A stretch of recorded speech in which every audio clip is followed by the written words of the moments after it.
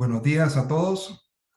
En nombre de la Junta Directiva de la Cámara de Comercio Hondureño-Americana AmCham, me es grato darles la más cordial bienvenida a nuestra conferencia sobre la coyuntura económica de Centroamérica que estamos realizando en alianza estratégica con el Banco Centroamericano de Integración Económica. Para abordar este tema, en AmCham nos sentimos muy complacidos de tener como orador el día de hoy al licenciado Miguel Ángel Medina Fonseca. Esperamos que este webinar sea de mucho provecho para todos y con esto le cedo la palabra al licenciado Medina. Muchas gracias. Muchísimas gracias, abogado. Antes de darle la palabra al licenciado Miguel Medina, vamos a dar algunas indicaciones y nuevamente le damos la más cordial bienvenida a todos a nuestro evento virtual del día de hoy, la coyuntura económica de Centroamérica, el cual realizamos en alianza estratégica con el Banco Centroamericano de Integración Económica, el BESIE. También agradecemos a nuestros miembros de Sponsors Club, quienes hacen posible que realicemos estas actividades.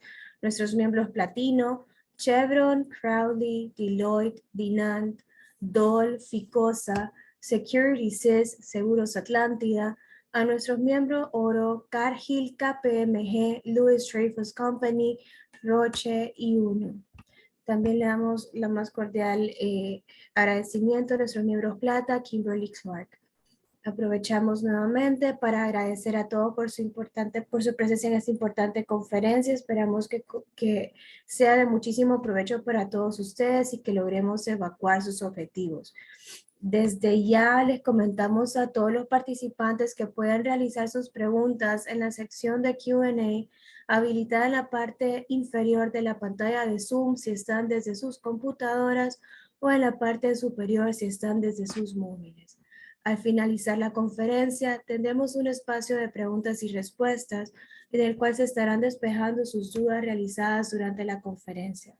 Al finalizar el día, se les estará compartiendo la presentación junto al link de YouTube de la conferencia impartida el día de hoy. Y antes de también cederle la palabra, quisiera hablar un poco acerca de la reseña de nuestro conferencista invitado especial. Se trata del licenciado Miguel Ángel Medina Fonseca, quien es economista de origen nicaragüense, forma parte del equipo de trabajo de la Oficina del Economista Jefe en el BESIE. Sus principales áreas de trabajo se enfocan en la realización de informes de coyuntura económica y en la elaboración de estudios sobre temas de interés para Centroamérica, enfocándose en la medición del impacto del COVID-19 en Centroamérica, proyecciones económicas, comercio internacional y sostenibilidad de la deuda. Además, ha participado en la definición de algunas operaciones de política de desarrollo realizadas en el BESIE. En su carrera ha desempeñado cargos de dirección en el Banco Central de Nicaragua, en las áreas de cuentas nacionales y de estadísticas económicas, y fue economista visitante en la Secretaría Ejecutiva del Consejo Monetario Centroamericano durante 4 años. Posee el grado académico de Magister en Economía con especializaciones en Macroeconomía Aplicada y en Economía Financiera por la Pontificia Universidad Católica de Chile y licenciatura en Economía Agrícola por la Escuela Agrícola Panamericana El Zamorano en Honduras. Adicionalmente, posee la certificación de Coach, Orador y Capacitador de John Maxwell Team. Ahora sí, sin más, licenciado Medina, le cedo la palabra para iniciar con la conferencia. Adelante. Buenos días, muchas gracias, Daniela. Solo quisiera confirmar que estoy proyectando la presentación. Sí, licenciado. Muchas gracias. Bueno, es un gusto estar hoy con ustedes para compartir un breve análisis de la coyuntura de nuestra región. Pero tengo que admitirlo que también es un desafío resumir en 1 hora o unos pocos minutos más todos los cambios que se han originado en el contexto mundial y cómo ellos han afectado a nuestra región, a Centroamérica. Antes de iniciar, me gustaría hacer un pequeño disclaimer. Si bien todo el análisis que yo voy a estar compartiendo durante esta hora se basa en estadísticas oficiales de los países y de otras instituciones internacionales, mis opiniones no reflejan necesariamente la posición oficial del BESIE. Arrancamos. Me gustaría fijar, más que los números durante la presentación, porque van a ser muchos, me gustaría fijar las tendencias que están observando en algunas variables relevantes en el mundo y que esas impactan el desarrollo económico y social en nuestros países. Uno de los principales mensajes que, si bien estamos en un momento de desaceleración económica con altas tasas de inflación, los resultados son distintos para los diferentes países del mundo, a distintas regiones en el globo.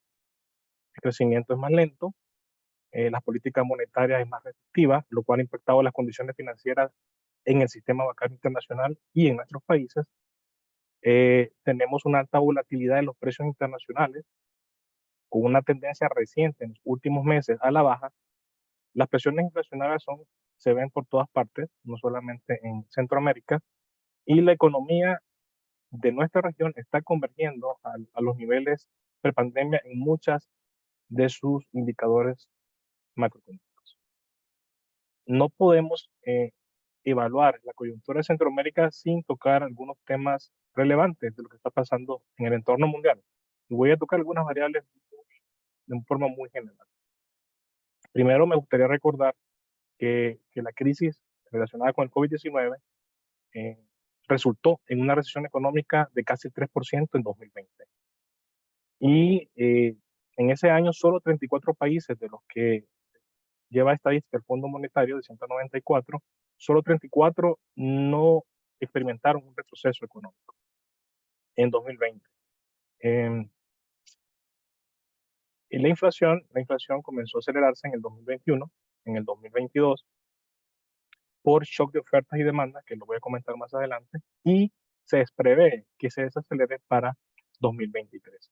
El crecimiento económico, la pandemia, hasta el 2021, casi el 70% de los países, 103 países de 192 países, más del 50% de los países, recuperaron su nivel de Producto Interno Bruto de 2019.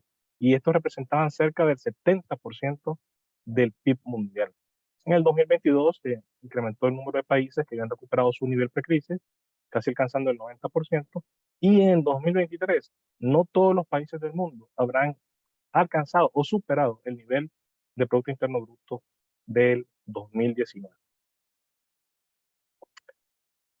La respuesta de política monetaria ha sido relativamente con alzas rápidas, con un patrón no visto en las últimas 4 décadas.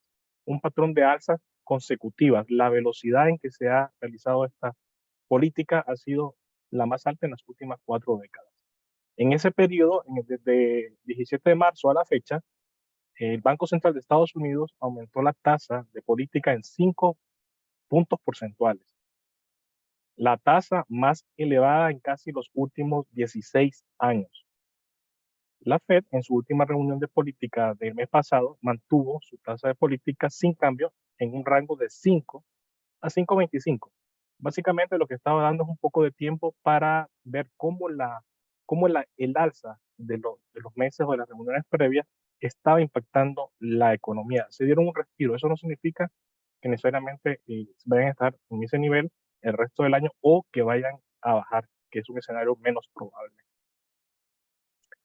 Por su parte, el Banco Central Europeo, pues unos meses después, comenzó a elevar sus tasas de política monetaria, en este caso son estas 3 que están acá, y siempre considerando las perspectivas de inflación, la dinámica de la inflación subyacente y la intensidad de la transmisión de la política monetaria. Permítanme un segundo que me está molestando aquí esto. Listo. Seguimos. Los precios internacionales han sido uno de los principales factores que han determinado la evolución de los precios domésticos y internacionales también en los demás países fuera de Centroamérica. Primero vemos en la línea verde cómo la evolución del índice de precios de alimentos que recopila la FAO. Y vemos cómo desde segundo semestre de 2020 hasta marzo, abril del 2022 presenta una tendencia al alza. Esta fue determinada en gran parte por el aumento del costo del transporte. y por el aumento de los costos de producción, que están vinculados a su vez con la línea azul que delimita la evolución de los precios internacionales del crudo. Adicionalmente, hubo factores estacionales en algunos alimentos, condiciones climáticas adversas, y también, como en otras actividades fuera de la producción de alimentos, la escasez de mano de obra como resultado del COVID también fue un tema relevante que redujo la producción y con eso aumentar los precios de este grupo de productos, de alimentos. Hay que destacar este repunte que se da acá justo cuando inicia las tensiones geopolíticas entre Ucrania y Rusia, que no duró mucho, digamos, esta alza porque se llegó a un acuerdo del Mar Negro donde estos países, con la intervención de Naciones Unidas, lograron firmar un tratado en que podían exportar su producción de cereales, de químicos, de fertilizantes y de alimentos. Entonces eso vino a moderar un poco el impacto de esta guerra, digamos, en los precios tanto del petróleo como de los alimentos. Adicionalmente acá, en esta tendencia de ambos grupos de alimentos, que son los que seleccioné porque son los que más nos impactan a nosotros en Centroamérica, ahí está relacionado también con la desaceleración mundial, pero también con las perspectivas de que hubiera a finales de 2022 e inicios de 2023 una recesión o una estanflación, cosas que todavía no se han observado globalmente. Ya voy a comentar un poco el caso particular de la zona del euro. La inflación total, como consecuencia de las condiciones financieras más restrictivas inducidas por el alza de las tasas de interés de la política monetaria y adicionalmente por el empuje positivo de la desaceleración de los precios que mostramos en la diapositiva anterior, también presenta una desaceleración. No obstante, aquí algo importante a destacar es la evolución de la inflación subyacente, la cual es persistente, es decir, se mantiene, está más difícil de doblar. Y quizás este es un indicador económico no muy común en los medios, el tema de la inflación subyacente, pero básicamente es la inflación total y se excluyen los precios de los productos agropecuarios, agrícolas y de los precios relacionados con el combustible, con los precios energéticos. Y lo que refleja es más la evolución de las presiones de demanda, que es donde el Banco Central o los bancos centrales tienen mayor poder de impacto a través de su política monetaria. En ambos, tanto en Estados Unidos como en la zona euro, se ve una desaceleración fuerte de la inflación total, no así de la inflación subyacente. Esto quiere decir que el impacto del alza de los precios en el petróleo, más todo lo relacionado al retraso del restablecimiento de la cadena de suministro, que también ha jugado en contra de los precios, provocando alzas en los precios, han tenido un impacto más generalizado en la economía. Eso es lo que está demostrando ahí y en parte también se puede evaluar los logros de la política monetaria a través de este indicador más que de la inflación total, porque parte de la gran desaceleración es producto de la reducción de los precios internacionales. El desempleo, esto ha estado en los medios por mucho. En los últimos meses, el desempleo se ha mantenido, el mercado laboral se ha mantenido sólido, ha mostrado una solidez inesperada, podría decir. En Estados Unidos se ha mantenido en un rango de 3.2 el desempleo total, la línea azul, 3.2 a 3.7 desde marzo de este año, es decir, sube, baja, sube sobre ese rango. Y el de los latinos sí ha tenido mayor perturbación, pero por el lado de la zona euro se están observando las tasas de desempleo tanto en la zona euro como en la europea históricamente más bajas desde que existen estos bloques económicos. Entonces, es un contrapeso a la política monetaria, porque la política monetaria lo que busca al subir las tasas es desacelerar la demanda agregada, que bien lo está haciendo en una parte, pero se esperaría que los mercados laborales reflejaran mayores tasas de desempleo ante esta escalada de tasas de interés, lo cual no se ha reflejado aún en el mercado y por eso se destaca la solidez de los mercados laborales en estos países. Otros indicadores, esta es la última diapositiva del entorno internacional, muy rápidamente. Les mencionaba que les iba a conversar sobre la zona euro y aquí está. Se habla de una recesión técnica en la zona euro, ya que se observó una caída del PIB trimestral en el cuarto trimestre del año pasado y en el primer trimestre de este año, ambos cayendo al 0.1%, con datos de Eurostat. El GDP Now es un indicador de crecimiento del PIB trimestral de Estados Unidos que se actualiza durante el trimestre en curso con la información oficial que se va produciendo y publicando.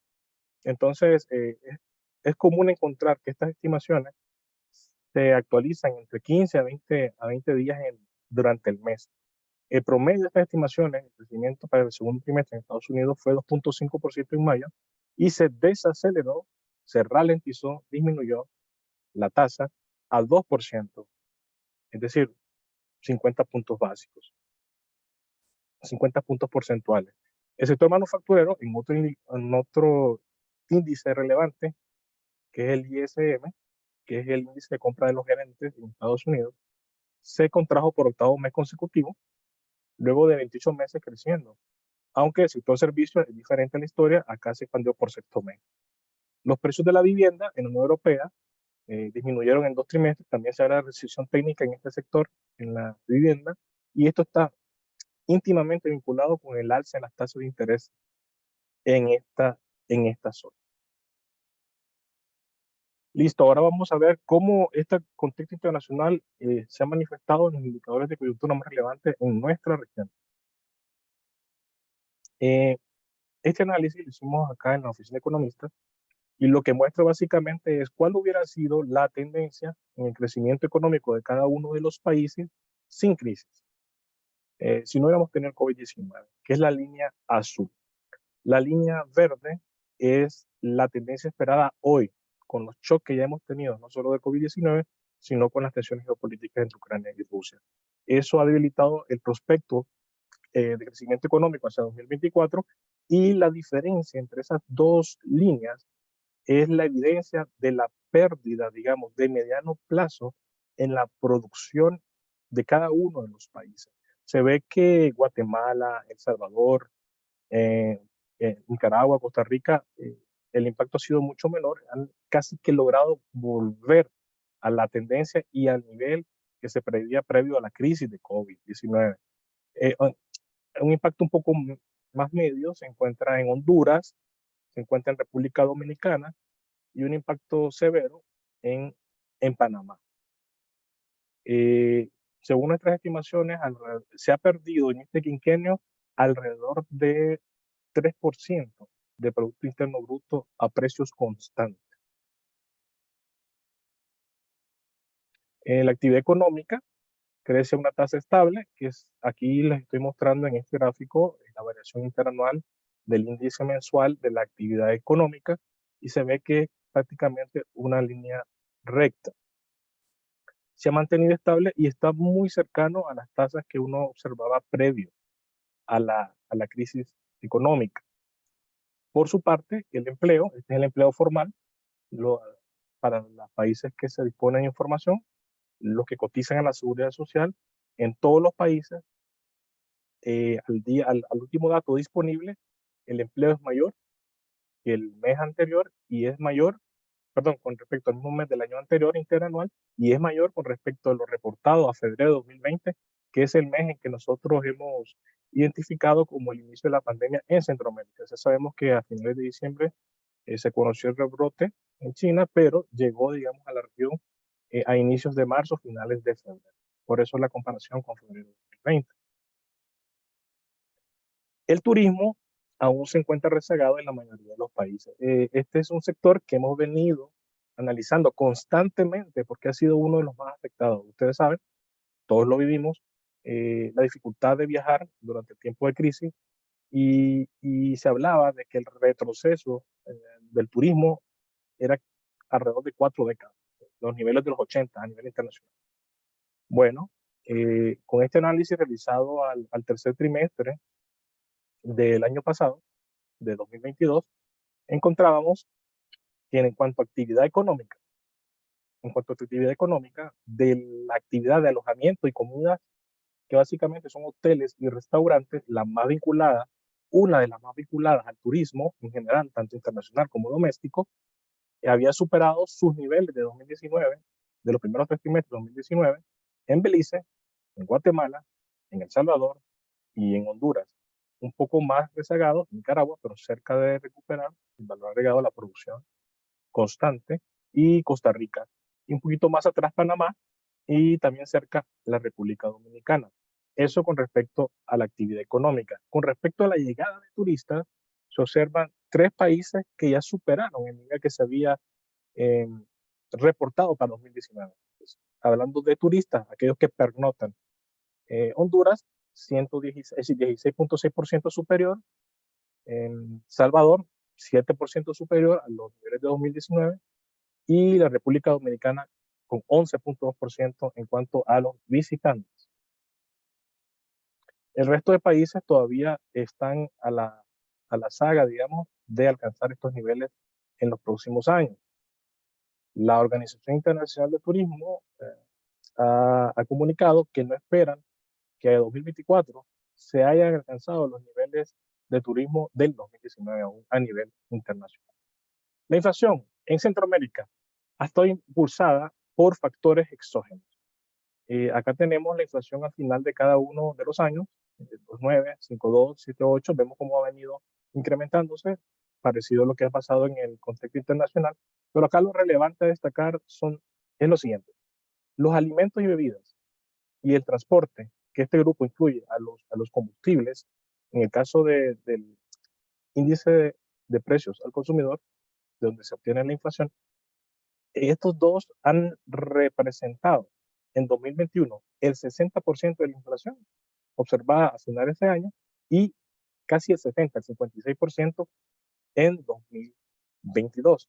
Entonces, ahí podemos decir que la mayor parte de la inflación ha sido impulsada por estos shocks que hemos recibido de los precios, tanto de los commodities como, como sus impactos directos e indirectos dentro de cada una de las economías en estos sectores de alimentos y transporte. La política monetaria en Centroamérica, en la mayoría de países, también reaccionó como lo hizo la economía internacional, como lo hizo la zona euro, como lo hizo Estados Unidos. Vemos las alzas en las tasas con un patrón bastante acelerado también en algunos países como Costa Rica, como la República Dominicana. Vemos Nicaragua, Guatemala un poquito más atrás, pero también con alzas relevantes en su tasa de política, y solo Honduras la ha mantenido constante desde noviembre del 2020. Acá vemos también cómo ha evolucionado la inflación.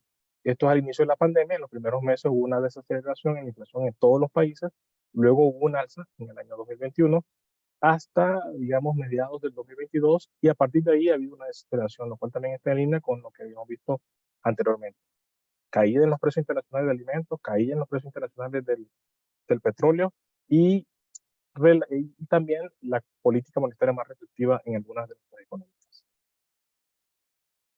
El comercio exterior está en línea con la evolución del desempeño económico internacional.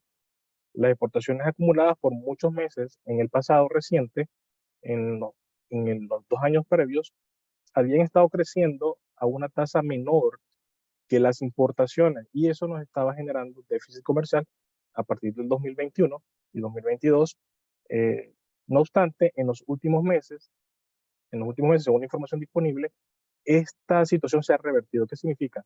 Que las exportaciones, si bien están desacelerando, pero lo están haciendo menos que las importaciones, y eso está generando saldos positivos de balanza comercial en la mayoría de los países, ya sean saldos positivos o menores déficits comparado con el periodo previo.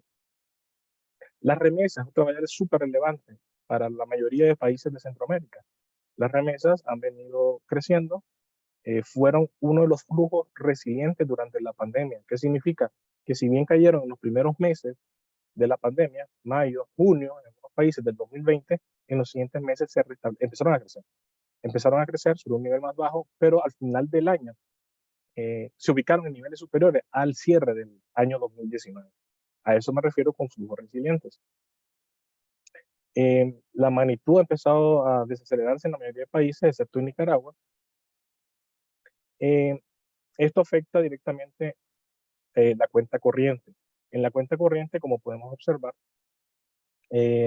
Guatemala ha sido superavitaria en los últimos 4 años.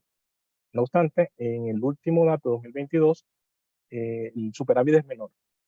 En el caso de Salvador, presentan un saldo de cuenta corriente mayor en el 2022, Honduras menor, Nicaragua menor, Costa Rica mayor, para Panamá todavía no tenemos el dato de cierre de 2022 y para la República Dominicana es mayor. ¿Qué es lo que está explicando esta evolución en la cuenta corriente? Básicamente se observó un mayor déficit comercial en El Salvador y en la República Dominicana. Ese es el principal driver que está haciendo que esto sea mayor que el año previo, el déficit. En Costa Rica ha estado determinado este mayor déficit por un mayor saldo negativo de algo que se conoce como la cuenta de ingreso primario. Básicamente, lo que estoy diciendo ahí es que en Costa Rica ha habido un mayor pago de dividendos, mayores ingresos a la inversión extranjera directa, pero también a la inversión en cartera.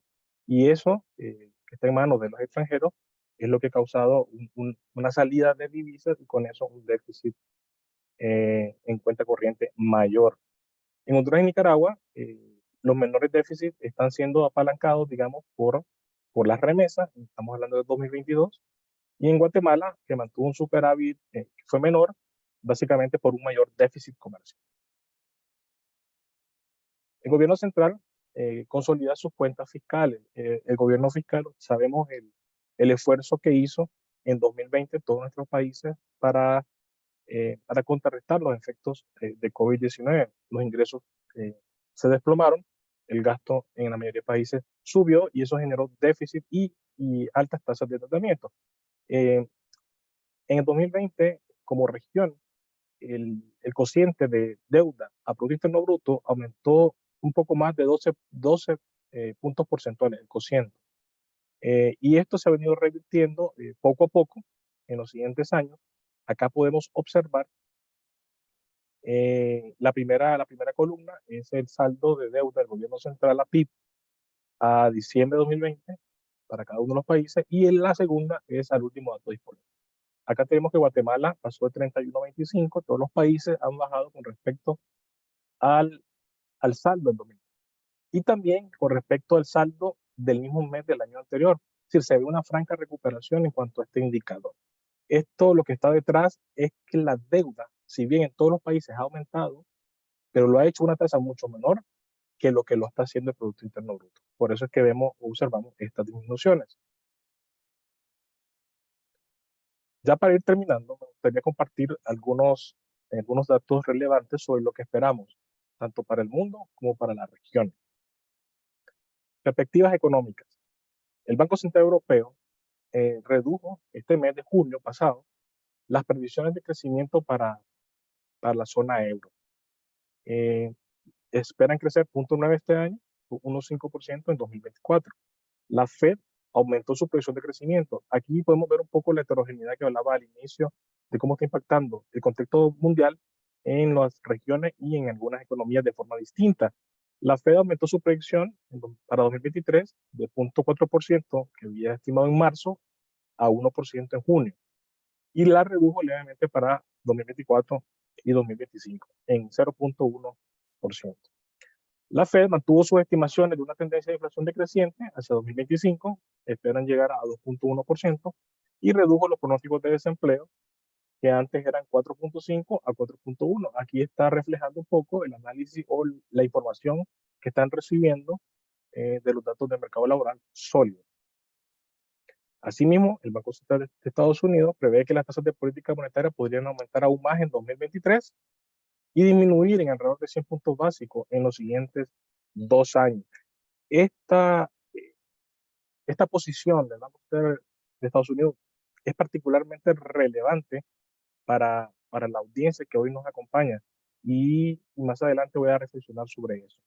Pero lo que me gustaría dejar en este momento es que esperamos tasas de interés altas, por más que vayan a reducirse en 100 puntos básicos en los próximos 2 años, según la previsión, son tasas aún mucho más altas de las que estábamos durante 2 años que duró la pandemia, que estábamos entre 0,25, y son un poco más altas inclusive que las de prepandemia. La inflación ha disminuido, pero se prevé que siga siendo demasiado alta durante mucho tiempo. Esto delimita la política monetaria. Obviamente es un insumo relevante para la política monetaria. Y algo muy reciente, en abril, el Parlamento Europeo aprobó una norma que básicamente es una propuesta de regulación ambiental y que presenta nuevos desafíos para las exportaciones de productos que proceden de tierras deforestadas. Es decir, van a limitar el ingreso a este bloque económico de aquellas exportaciones agroalimentarias que se han originado en tierras deforestadas. Y el informe que ellos publicaron mencionan, un informe del BID creo que fue, mencionan que en el caso de Honduras, el 21% de las exportaciones de este tipo se realiza en zonas deforestadas, Guatemala el 5%, Nicaragua el 3%, y vinculado especialmente a lo que es la palma africana y el café. En el mundo, se observa un menor crecimiento en el 2023, un repunte ligero en el 2024. Acá me gustaría destacar Estados Unidos, que es uno de nuestros principales socios comerciales, el principal en la mayoría de los países de la región, y la zona euro, que le sigue a Estados Unidos. Viéndolo como región, sacando el comercio interregional, que en muchos casos puede ser el principal destino de exportaciones para algunos países de Centroamérica, o el segundo, como Centroamérica, ¿verdad? Pero sacando el comercio interregional, Estados Unidos número 1, zona euro número 2. Estados Unidos presenta una desaceleración, y eso obviamente va a impactar las perspectivas de crecimiento económico de nuestra región. Por el lado de la inflación, existe un consenso de que va a haber una desaceleración, una disminución de la tasa de inflación este año y el próximo año, y bueno, eso va a jugar en favor de los hogares más vulnerables, los hogares más pobres, por el tema del encarecimiento de su canasta de consumo. A nivel de Centroamérica, existe una heterogeneidad de resultados en cuanto al crecimiento económico. No así en la inflación, donde en la mayoría de países, exceptuando Panamá, se observa una desaceleración en los próximos 2 años, en este y el próximo. En el caso de crecimiento económico, se observa un repunte, una desaceleración en todos los países en 2023, en el año corriente, pero en Costa Rica observa un repunte, al igual que la República Dominicana, al igual que Guatemala, un poquito ahí, y se observan caídas en el crecimiento con respecto a la tasa, menores tasas, para ser más preciso, en El Salvador, en Honduras y en Panamá.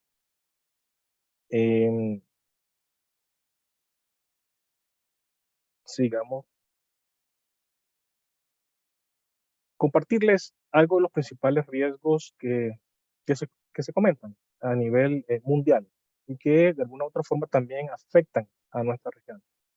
Tenemos el tema de la inseguridad alimentaria, que en América Latina y el Caribe se ha multiplicado 9 veces, comparando el 2023 con el 2020. Tenemos otro riesgo, que es la crisis de costo de la vida, que está vinculada al alza de la inflación en nuestros países y en el mundo, y cómo eso reduce el poder adquisitivo en general de todos los agentes económicos. El cambio climático es uno de los riesgos que más se repite en el corto y en el largo plazo. Hablamos de fallas en la mitigación del cambio climático, fracaso en la adaptación del cambio climático y la mayor ocurrencia de desastres naturales. Otro riesgo que se vislumbra ante todo lo que está pasando en el contexto es la erosión de la cohesión social y la polarización. La migración internacional involuntaria va a continuar, bueno, también vinculado con el efecto del cambio climático. Muchas de las personas que migran son también del área rural, donde sus rendimientos de producción se ven mermados por las condiciones adversas climatológicas. Tenemos o se prevé un aumento de la ciberdelincuencia, prolongación de las condiciones financieras restrictivas, que es un poco lo que les he compartido anteriormente sobre el contexto, turbulencia en el mercado bancario internacional. Tuvimos algunas quiebras de algunos bancos en marzo, no solamente en Estados Unidos, en Suiza también, y cosa que se logró por el momento solventar, pero no deja de ser un riesgo, sobre todo con tasas de interés elevadas. Tenemos la estabilidad macroeconómica, que es otro riesgo, la gestión de la sostenibilidad de las finanzas públicas, las tensiones geopolíticas, ya estamos viviendo algunas. Aquí también se puede mencionar la tensa relación que existe para el comercio entre China y Estados Unidos, que data desde antes de la crisis de COVID-19 y que se ha retomado en los últimos meses. Y también tenemos la confrontación geoeconómica. Se vislumbra un mundo multipolar, y eso va a generar una fragmentación económica y posiblemente una fragmentación de los bloques comerciales.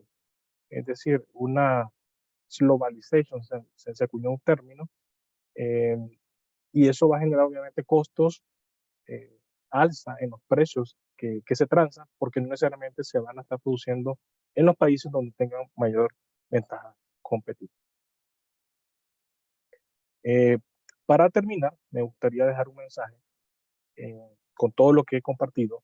Las secuelas económicas de COVID-19, del conflicto de Rusia y de Ucrania, han generado un crecimiento vertiginoso de la inflación, y eso impulsó la normalización rápida de las políticas monetarias. Con normalización nos referimos a subir las tasas de política monetaria, reducir la compra de activos públicos por parte de los bancos centrales en la zona euro y en Estados Unidos, y esto ha iniciado un periodo de bajo crecimiento e inversión en el mundo. Adicionalmente, me gustaría compartir que es cierto que algunas economías experimentan un aterrizaje económico más suave de lo esperado. No obstante, el final de las tasas bajas de intereses eh, va a tener efectos significativos en los gobiernos, en el pago del servicio de la deuda del gobierno, de las empresas, de los individuos, y obviamente se esperaría que los efectos colaterales de esto afecten más a los sectores más vulnerables, a los hogares y a las pymes, contribuyendo al aumento de la pobreza, al hambre, la delincuencia, la inestabilidad política, que lo miramos como uno de los riesgos. ¿Qué podríamos esperar de todo esto? De que existe una mayor divergencia posiblemente entre países ricos y países pobres, y retrocesos en el desarrollo humano después de varias décadas de venir mejorando este indicador. Algo más aterrizado a la audiencia que hoy nos acompaña. Creo que las decisiones de nuevos proyectos de inversión deben analizarse con mayor precisión a la luz de las tasas de intereses más elevadas en el mediano plazo, ya que definitivamente esto va a reducir el VAN, el valor actual neto, va a reducir la TIR, la tasa de retorno esperada por nuevas inversiones, y en algunos casos podría estar al límite de la rentabilidad esperada por los inversionistas. Es decir, en las decisiones de inversión hay que incorporar esta coyuntura, que no es de corto plazo necesariamente, puede extenderse por los próximos 2 años hasta 2025 eventualmente. Esto considerando las cosas que ya hemos conversado, pero pueden haber nuevos riesgos, pueden materializarse nuevos riesgos que seguramente podrían trastocar estas perspectivas que yo les estoy compartiendo en esta mañana. Muchas gracias. Ahora dejo un espacio para que puedan guiar el tiempo de preguntas. Adelante. Muchísimas gracias, licenciado Medina, por su presentación, y pues a continuación y en respecto a la agenda vamos a pasar a la sección de preguntas y respuestas. Como primer pregunta tenemos: ¿cuál sería la recomendación para los países de la región centroamericana de acuerdo a las perspectivas económicas que se esperan? Bueno, al final de mi presentación ya hice una pequeña recomendación para el sector empresas, digamos, y obviamente para el sector gobierno. Tiene que ser más mesurado, obviamente, en sus decisiones de política, procurar focalizar las ayudas económicas que puedan tener los grupos hacia los grupos vulnerables que están padeciendo más las consecuencias de la coyuntura actual. Y en el caso de los hogares, obviamente, si se puede, retrasar aquellas decisiones de consumo de bienes duraderos o de inversión como la adquisición de la vivienda, si es posible, dado que estas altas tasas de intereses ponen una carga muy elevada a los pagos que estarían realizando de forma mensual si es que no lo compran de contado. Entonces, es momento, dada la coyuntura, de esperar y dejar que se desarrollen las cosas, que las condiciones financieras sean menos restrictivas para avanzar en cualquiera de estas decisiones que implican un una gran parte de sus presupuestos. Adelante. Muchas gracias. La siguiente pregunta dice, ¿qué factores consideran ustedes han retrasado la integración centroamericana y qué podríamos hacer nosotros los países para acelerar este proceso? Es una excelente pregunta. Eh, Tal vez el hecho de tener eh, tantas, a ver, al ser economías pequeñas, tomadoras de precios, nos hemos enfrentado mucho a la volatilidad internacional y con eso de los mercados internacionales. Y con eso lo que quiero decir es que nos enfrentamos constantemente a crisis de una índole o de otra. Y eso lo que ocasiona es que primero busco cómo atender mi país, cómo procurar, cómo eh, ayudar a las personas más afectadas. Y entonces estoy priorizando normalmente mi agenda nacional, lo cual es correcto, lo cual está bien. Ahí no hay nada que reprochar. Pero no obstante, el hecho, por ejemplo, lo que vimos ahorita con el COVID-19, todos nos abocamos a resolver nuestros problemas en nuestros países, pero eso retrasa un poco eh, del desarrollo de la integración, hablado como un aspecto amplio. Dado que los recursos son escasos y no puedo, si estoy atendiendo las prioridades de mi país, es difícil poder implementar o desarrollar eh, proyectos de integración regional. Y creo que también vale la pena comentar de que del énfasis en que en que haya de que las autoridades vuelvan a refrendar la relevancia de la integración regional y lo positivo que puede deducir de esto para todos los países, en un contexto en que tenemos una- un, un factor potencial, una oportunidad potencial como es la relocalización de las cadenas de suministro. Y para poder nosotros aprovechar esta oportunidad necesitamos estar más integrados en las comunicaciones, reducir los tiempos de espera en las aduanas, desarrollar el recurso humano requerido para este tipo de empresas. Entonces sí, tenemos esa oportunidad y yo creo que hay que, a nivel de cada uno de los gobiernos, refrendar la importancia que existe en la integración económica y balancear las prioridades nacionales con las prioridades regionales. Gracias, licenciado. La siguiente pregunta dice, me gustaría consultar si es correcta la percepción de una alza en la tasa de interés en lempiras cuando la política monetaria se mantiene en bajos niveles históricos y con programas de crédito a la producción y vivienda a tasas de intereses sumamente bajas. Bueno, con los datos que nosotros tenemos, hemos observado más bien una tendencia a la baja en las tasas de interés activas y pasivas, eh, en empiras, en la banca comercial. Creo que esa pregunta podríamos dirigirla a algún compañero del Banco Central de Honduras para que puedan explicar un poco más cómo la política monetaria, la política cambiaria que ellos lideran, pueda estar afectando en una u otra forma, positiva o no, las tasas interbancarias. Ahí yo creo que mejor sería buscar la respuesta en otra institución. Muchas gracias, licenciado. ¿Cómo visualiza la economía de varios países donde se han ido por ideologías hacia la izquierda? Bueno, la pregunta es muy general y, pues no tengo comentarios.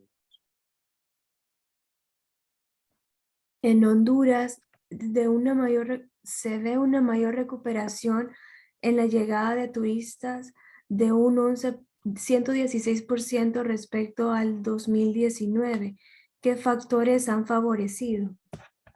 Bueno, solamente explicar que lo que les presenté era un índice, entonces 116 es un índice donde 100 es la base, entonces el crecimiento es 16%. Hay que restarle 100 a esos valores que les mostré y que los voy a compartir posteriormente. Definitivamente, el tema de la reapertura económica, el tema de la agenda del plan de vacunación, el tema de quitar todos los requisitos que no se ha hecho en todos los países en la misma intensidad, como lo ha hecho Honduras, como lo ha hecho Salvador, como lo ha hecho República Dominicana, los requisitos de ingreso para los turistas, facilitar los negocios, es decir, el viaje para los turistas extranjeros, definitivamente ha sido factores que han contribuido a este restablecimiento. Ha sido paulatino. Esto que les mostré fue hasta 2022, es decir, en 2021 todavía todos los países estaban rezagados, sin haber alcanzado esos niveles. Entonces yo creo que estos elementos han contribuido a esto. Muchas gracias, licenciado. Considerando el análisis presentado en la región centroamericana, ¿cuáles serían sus recomendaciones para las instituciones cuyo giro de negocio es la intermediación financiera en relación al manejo de las tasas de interés activas y pasivas con el objetivo de aumentar el margen de dicha intermediación? Ok, en todos los países lo que se ha observado es una reducción del margen. Si bien la tasa pasiva casi que evoluciona de la mano del aumento de las tasas internacionales, el traspaso que se hace a las tasas activas no es simétrico al que se hace en la pasiva. Entonces es posible que estén reduciendo estos márgenes en la mayoría de países. Habría que ver para cada caso cuál ha sido la decisión de los bancos, pero considero que es difícil mantener o aumentar eh, esta, este margen financiero. Aunque, aunque, a ver, también he visto en algunos casos que la tasa pasiva ha disminuido o ha crecido menos que la tasa activa y en casos particulares es posible que también esté aumentando, pero creo que es difícil pensar en aumentar esa brecha dadas las condiciones actuales. Y eventualmente, si con las perspectivas que les comenté, pues los riesgos es decir, retornar a los niveles de empleo previo crisis, inclusive los niveles de pobreza, va a tomar un poco más de tiempo. Y con eso lo que quiero decir es que siempre va a existir, aunque ahorita el sistema financiero de la región es sólido, eh, está aumentando los depósitos, está aumentando los créditos y los riesgos se mantienen cautelados, pero siempre existe esta incertidumbre y volatilidad de la coyuntura que podría cambiar esta historia. Y en la medida que nosotros elevemos más las tasas, pues estamos como echándole más leña al fuego en cuanto a los pagadores, a los que toman préstamos. No hay una receta para eso, no es fácil, habría que ver cada caso, cada tipo de créditos también. Adelante. Muchas gracias, licenciado. Nos consultan el crecimiento de Honduras para el 2023 y 2024 será favorable a la economía de la población. Em, bueno, definitivamente cuando crecemos eh, nos beneficiamos en general todos. Obviamente siempre habrán sectores ganadores y sectores que ganan menos, pero nos beneficiamos en general todos.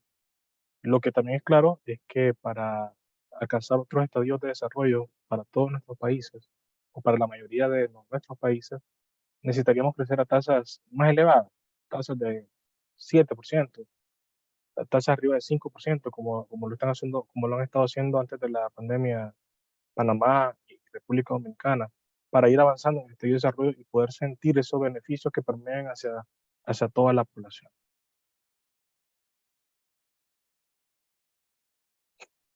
Adelante. Muchas gracias, licenciado. ¿Hay idea de cuál puede ser el balance entre la economía hondureña en relación a la figura presupuestaria de la seguridad pública para hacerla en parte más funcional para la inversión privada?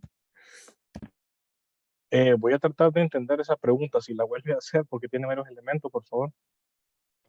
¿Hay idea de cuál puede ser el balance entre la economía hondureña en relación a la figura presupuestaria de la seguridad pública para hacerla en parte más funcional para la inversión privada? Bueno, la verdad es que voy a, voy a tratar de contestar, no estoy seguro de la pregunta, pero lo que sí definitivamente es importante es que la función en general de la función pública es crear un ambiente para que los privados puedan invertir. Y en ese sentido, considero que los gobiernos conocen, de Honduras o de cualquier país, conocen cuáles son los pasos a seguir para fomentar este clima de negocio, y considero que sí, se están dando las condiciones, más allá de que lo que pueda hacer el gobierno en esta coyuntura es un poco más difícil, dado que los inversionistas, obviamente, ante tasas más elevadas en el exterior, en bonos de tesoro, por ejemplo, prefieren sacar sus capitales, más allá de que las condiciones para invertir en el país sean idóneas. Eh, pero eso, creo que sí, la seguridad es una restricción al crecimiento que hemos identificado en estudios realizados hace poco en la oficina del economista jefe, y que es una secuela que perjudica a varios países en Centroamérica. Y atacar este flagelo obviamente va a generar un mejor ambiente de inversión. Eso lo dice la literatura, eso lo dice la evidencia, y bueno, por ahí dejaría la respuesta. Muchísimas gracias. ¿Qué se avisora económicamente en la región, viendo que algunos países están rompiendo relaciones con Taiwán? Eh, Quizás ahí me reservo la respuesta. Taiwán es uno de nuestros principales socios del BESI, y creo que no quisiera contestar esta pregunta.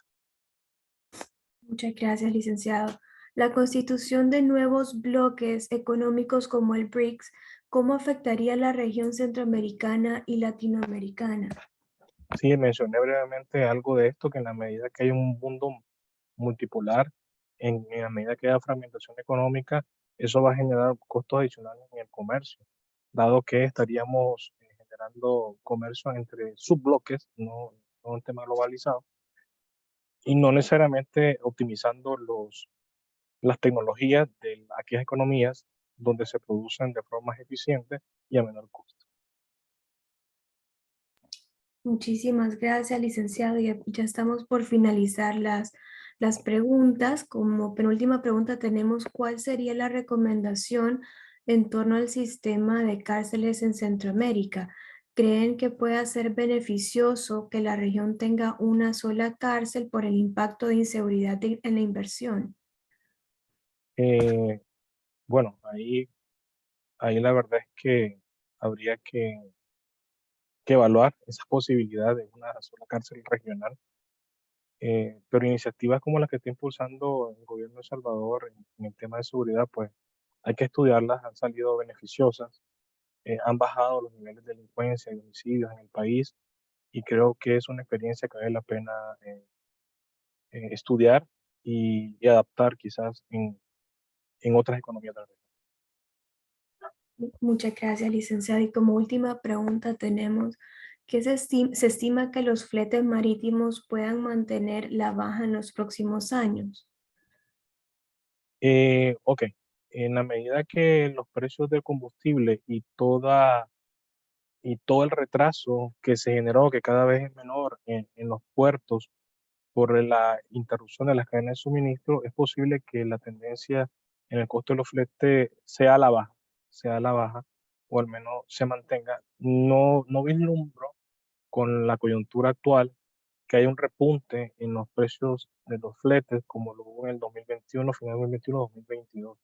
Definitivamente, por ahí no está dando cierto respiro el precio del petróleo, que ha disminuido más allá del recorte de la oferta que ha realizado la OPEP desde que inició la pandemia y que aún mantiene, y más bien ha aumentado en los últimos meses para este año, para todos los meses de este año en particular. Muchísimas gracias y con esto pues cerramos la sección de preguntas y respuestas y hemos llegado al final de nuestro evento en línea. Muchísimas gracias, licenciado Miguel Ángel, por su tiempo y por haber compartido con nosotros sus conocimientos de referente a tan importante tema que es la coyuntura económica de Centroamérica y por haber, Albesia, por haber hecho posible que realizáramos el evento el día de hoy. Agradecemos nuevamente a nuestros miembros de Sponsors Club, quienes siempre hacen posible que realicemos este tipo de actividades. Se trata de Platino, Chevron, Crowley, Deloitte, Dinant, Dole, Ficosa, Pangea, Securities y Seguros Atlántida, nuestros miembros Oro, Cargill, KPMG, Louis Dreyfus Company, Roche y Uno, y a nuestros miembros Plata, Kimberly Clark. También agradezco nuevamente a nuestros participantes por habernos acompañado en esta jornada. Les comentamos nuevamente que al finalizar el día se les estará compartiendo la presentación junto al link de YouTube con la conferencia impartida el día de hoy. Les invito también a seguir nuestras redes sociales. Nos pueden encontrar en Twitter, Facebook, LinkedIn e Instagram como AmCham Honduras, en las cuales los mantendremos informados de nuestros siguientes seminarios y conferencias. Sin más, damos por concluida la conferencia del día de hoy. Nuevamente, muchísimas gracias a todos y que tengan un feliz día. Gracias.